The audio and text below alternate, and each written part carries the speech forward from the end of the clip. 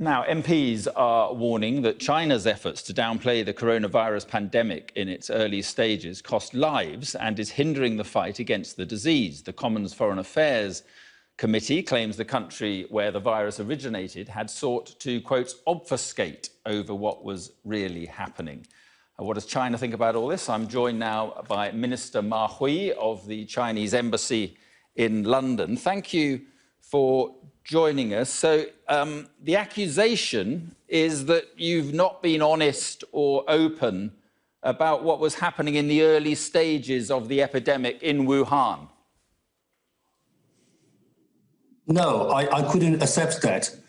But first of all, let me say this. Our thoughts are with those who lost their loved ones and also those people who are infected with the virus, perhaps including the Prime Minister. The Chinese government has been very open, transparent, and responsible in sharing the information with the world, including with the United States and many other countries.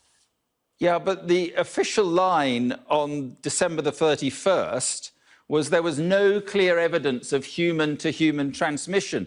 But we know there were more than, doctors have told us, there were more than 100 cases and 15 deaths in Wuhan between December the 12th and the end of the month. And it was still the official line in January the 20th that there was still no human-to-human transmission. But doctors were being infected and dying, and many people were being infected and dying. I think you are talking about the initial first month of the outbreak of the epidemic. To say when the first 3 cases were detected on the 27th of December, and then China ordered a lockdown of Wuhan and the Hubei province on the 23rd of January. A lot of things has happened actually during this 27 days. And this is a new virus. And we were working very hard to find out what was the virus, because originally the Dr. Zhang Jixian, reported on the 27th of December that 3 cases of pneumonia with unknown causes was spotted. So she reported to the authorities, health authorities, local governments, and local health commission, and the National Health Commission and the CDC of China were working very hard to identify this. What is this virus? So initially, they said there was limited evidence of human-to-human transmission. But when a very senior expert group from the National Health Commission was sent to Wuhan, led by perhaps the most well-known Chinese respiratory and expert, Dr. Zhou Nanshan, and then decided that it carries human-to-human transmission. But Minister Ma, your doctor, Li Wenliang, who later died from the virus, sent out a warning on the WhatsApp group on December the 30th. 4 days later, he was arrested and accused of making false statements. But he was right. Why did you arrest him and accuse him of making false statements? He turned out to be right. I'm a little bit surprised that people come back again and again on the case of Dr. Li Wenliang. Let me say this. Dr. Li Wenliang was not a whistleblower. As I mentioned earlier, Dr. Zhang Jixian, a doctor of the ICU, director of ICU of the Wuhan Hospital of Chinese and Western medicine, first reported the cases and reported to the Chinese government, both locally and the national government, and the local health commissions and the central government acted upon her advice, her report, and the government's sprang into action. With regard to Dr. Li Wenliang, first of all, he was an eye doctor. He was not a respiratory doctor. He was not an epidemiologist. He only he was sharing information on a WeChat group. Yes, but he was saying that there was infection. Doctors were getting infected. Doctors were getting infected, and that people were getting infected in quite large numbers. So he said there was human-to-human transmission. Let me say this. At that time, when he was sharing the information in his WeChat group, the government has already taken action. The government was investigating the case to identify what kind of a virus this was. Of course, he was not sharing very accurate information, but with hindsight.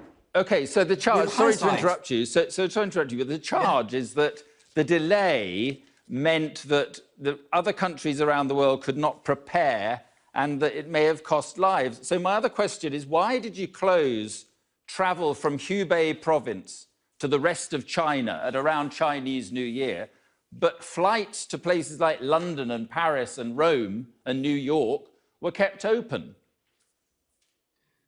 Well, perhaps there are two levels of the issue. One is that the Hubei authorities indeed stopped issuing passports for people to travel outside Hubei province, let alone outside China. So the Chinese government already warned against travel unless it is not essential. So not many people are traveling outside Wuhan or outside Hubei.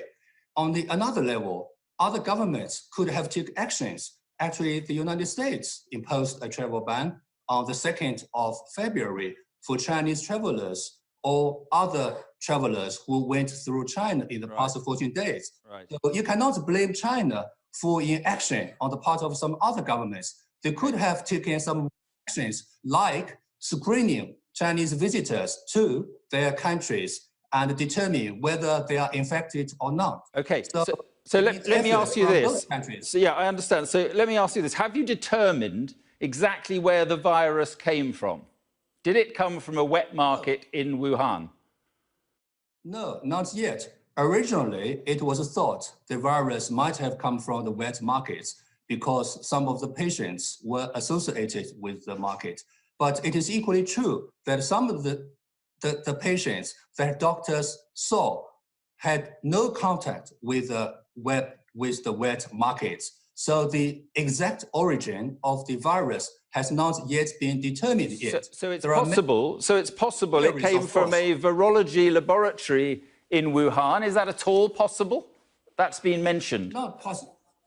No, I mean, of course, the origin of the virus should be determined by scientists and experts and doctors. So we should leave this issue to the doctors, to the scientists.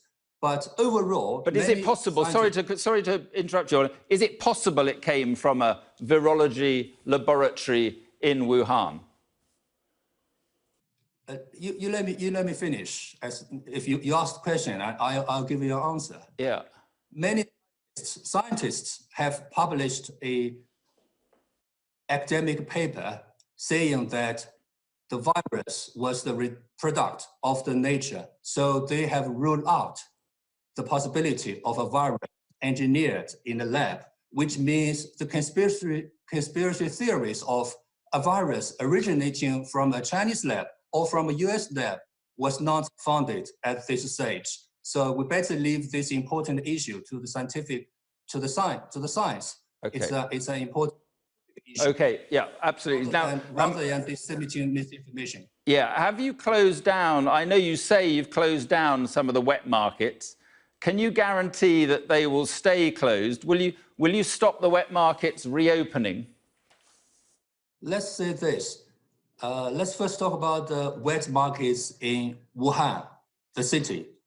As far my information is, the market remain closed and has not yet opened. Whether it will open or not, now it's waiting for government notice.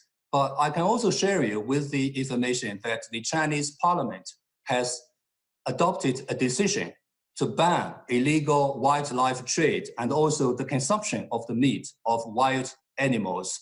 So there will be measures to follow up with this decision. So I guess the law enforcement departments will enforce that decision and will impose just finally, illegal wildlife trade. Yeah, just finally, what is the true number of dead in your country? Can you promise the world, can you guarantee the world that the numbers you are giving or have given are your best and honest judgment? Look, don't be cynical. This is an epidemic, and China is a big country. And also there are so many foreign journalists who are digging screws in China. So it's to hide. And the official figures stand at around 3,300 people who died of coronavirus. And we have been very open, transparent, and responsible. And those who say China lied or China gave a wrong figure, they didn't produce any evidence. And the joint missions to China commented that the figures, statistics from the Chinese side are credible. So better rely on the expert advice of the WHO rather than some people making up the figures. Okay. And of course, Ma Hui, I'm sorry. At this very important time, we need to work together. Solidarity is important rather than blaming or spreading disinformation. Okay, Ma Hui, Minister Ma Hui, we appreciate your time and we wish all the best to the people of China. Thank you very much. Thank you. Stay safe. Stay strong for the UK. Thank you very much. Thank you.